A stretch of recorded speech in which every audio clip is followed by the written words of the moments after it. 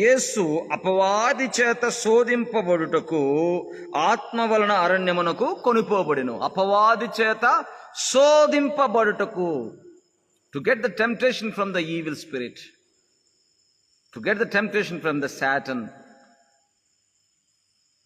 ఎప్పుడైతే మనం అపవాదిని చూసి భయపడుతుంటామో, సాతానుని చూసి భయపడుతుంటామో, మనం అన్నీ కూడా కోల్పోతుంటాం. యేసు ప్రభు మాటను మనం ఎప్పుడైతే స్వీకరించడానికి ప్రయత్నం చేస్తామో, యేసు ప్రభు యొక్క మాట మనలో ఏం చేస్తుందంటే మన మనోనేత్రాలు వెలిగిస్తుంది, అంతరంగములో ఉన్న ఆత్మనేత్రాలు వెలిగిస్తుంది. వెలిగించినప్పుడు మనము అప్పుడు పరలోక సంబంధమైనటువంటి బలము, ఐశ్వర్యము, మహోన్నతమైనటువంటి ఆ మహిమ మనము అర్థము చేసుకోగలుగుతాం. ఈ భూ సంబంధమైనటువంటి ధనము లేకపోతే ఇంకోటి ఇవన్నీ కూడా ఇక్కడ